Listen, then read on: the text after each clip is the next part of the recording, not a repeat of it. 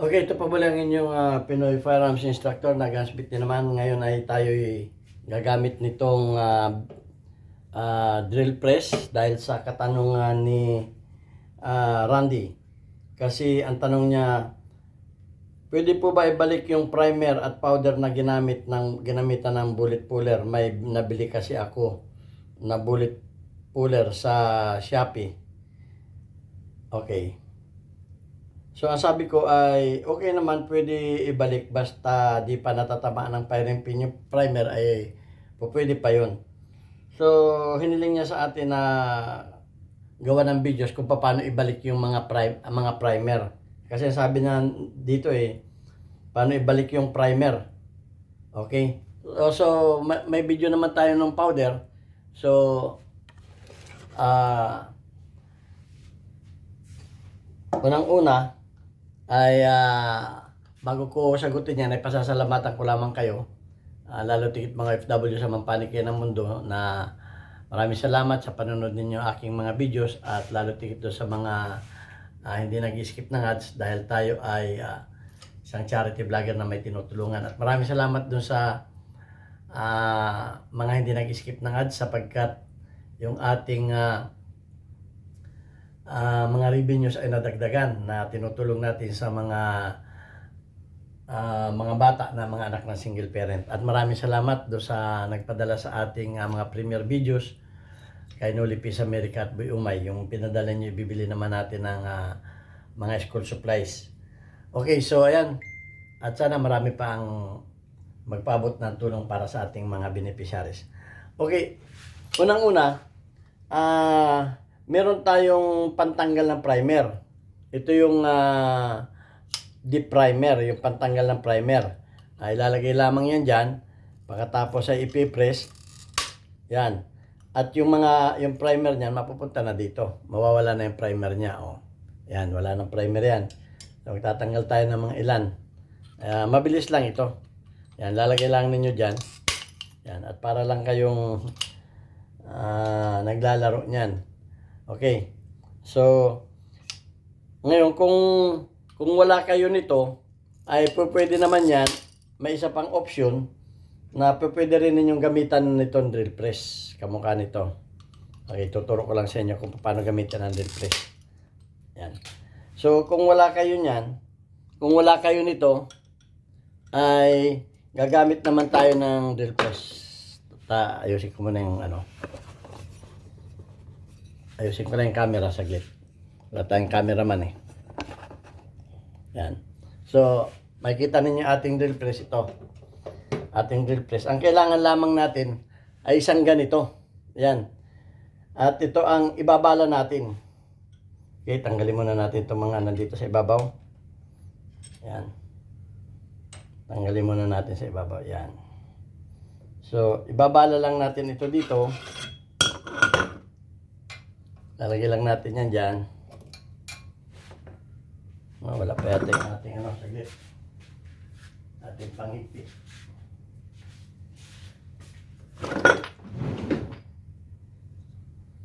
Yung ating chakki. Nawala pa yung ating chakki. Ito. Ayan. So, ilalagay lang natin ito dito. Yan.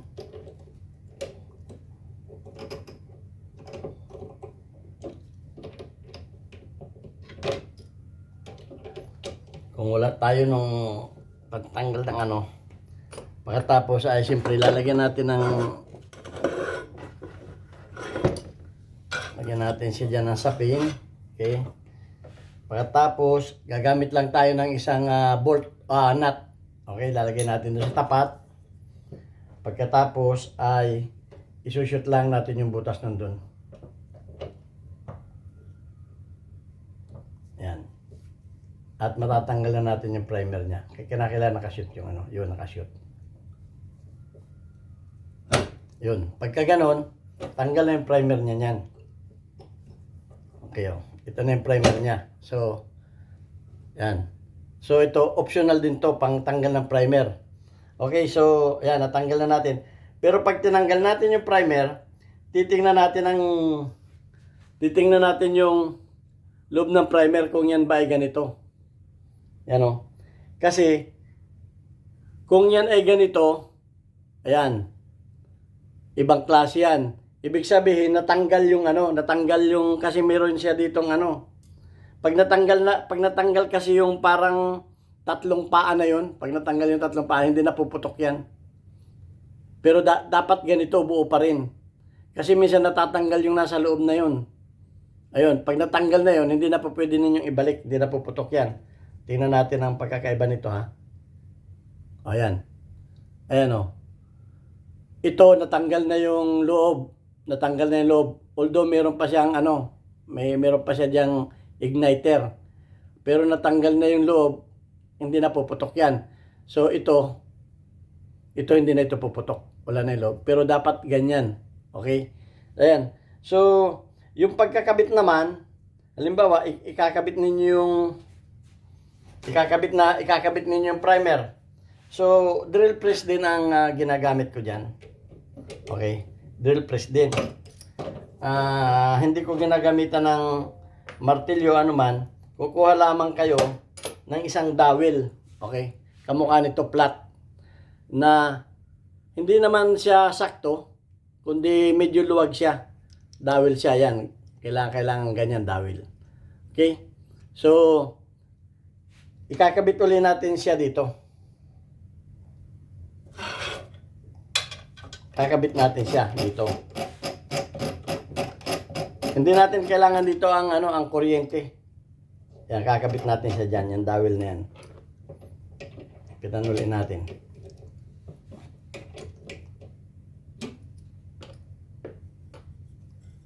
Yan. Kinakailangan ay itong dowel na to ay lalapat. Adjust natin. Lalapat yan doon. Yan, nakalapat yan doon. Pag nabinaba ninyo, nakalapat yan doon. So, ang gagawin lang natin, ay kukunin natin yung primer na tinanggal natin. Ito yung primer na tinanggal natin. At dapat mayroong flat na sapin niya dyan. At ilalagay natin na nakatihaya. Tapos, ipapatong natin yung yan, ipapatong natin doon sa yung basyo na nakaganon. Tapos, itatapat natin doon at ipipress natin. Yun. So, ayun na yung primer. Nakalagay na. Okay? Ganun lang kadali. Hindi kasi ako nag-advise ng pupukpukin. Okay? Dapat yan nakatihaya. Nakatihaya yung mga primer. Yan, nakatihaya. Hindi nakataob. So, isa-isa natin ilalagay lang na ganon. Yun. Tatapat natin doon. Tapos lalagay natin doon. Pipress lang natin na ganon. Ayan. Yun, nakalagay na yung primer. So, kung mabilis lang yan, kung ganun ka lang ng ganun. Hindi ko na-advise na paluin ninyo yan. Kasi primer yan eh.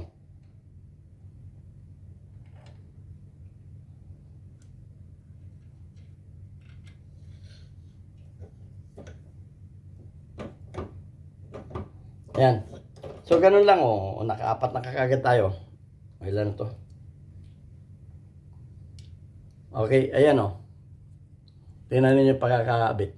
So, ganun lang ang ginagawa kong pagkakabit ng primer. So, drill press lang. Okay? So, ayan. At sana kung gagawa kayo nito ay magsuot din kayo ng eyeglasses for protection. Number 1 yan. So, ating yan lang ang matuturo ko sa inyo sa ngayon dahil yan lamang ang tanong. For educational purposes lang itong ating mga videos na to. At gusto ko rin lang reaksyonan yung mga nagtatanong kung tungkol sa batas. Ang batas kasi pag sinabing bawal, bawal. Huwag na kayong gumawa ng kwentong-kwento. Kasi yung iba tinatanong pa kaya tayo nababas eh. Pag sinabing bawal na ilabas yung baril na walang PTC, kahit paanong gawin natin yan, bawal talaga yan. Kasi nasa batas talaga yon. Kasi ang dami pa rin ditong nagtatanong na mga gumagawa pa ng kwento. ay nasa judge na yun yan. Hindi ko na mababas na tayo dyan pagka pagka inano pa natin yan. Pagka yan ay inano pa natin.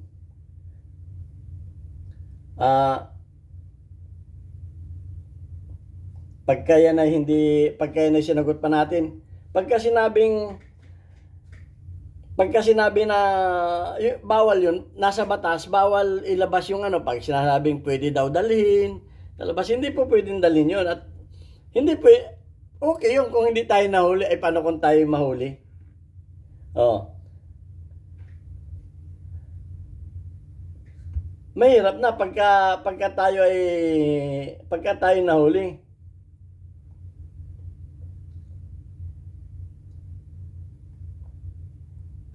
Oh, kasi may nagsabi dito, lawyer BS Gunsmith. Okay, hindi naman ibig sabihin na tayo ay hindi lawyer, hindi na natin naalamin ang batas.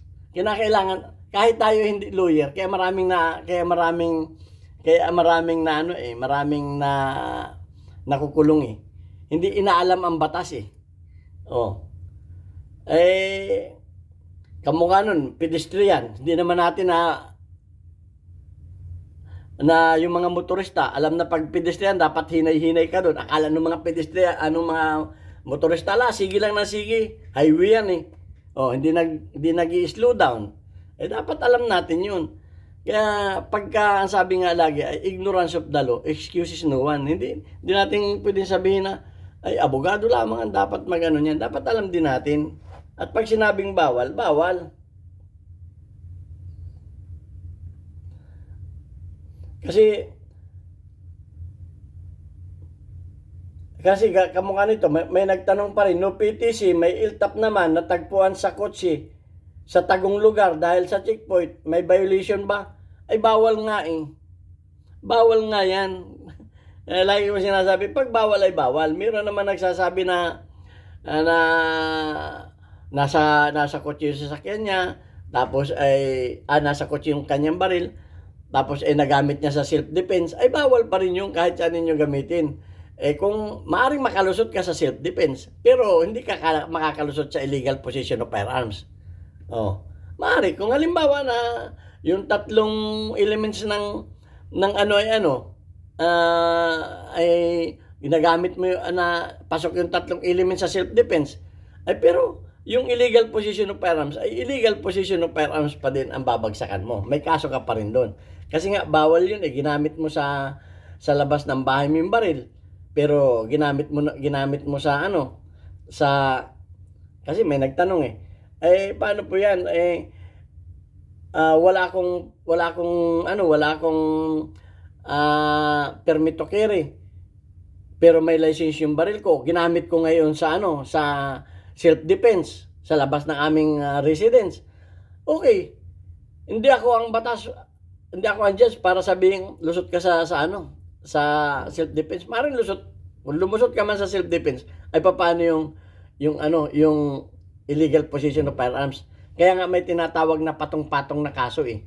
O maaring malusutan mo yung dalawang kaso, maaring malusutan mo yung isang kaso, pero may isang kaso ka pa nakakaharapin. Ganun lang po yun.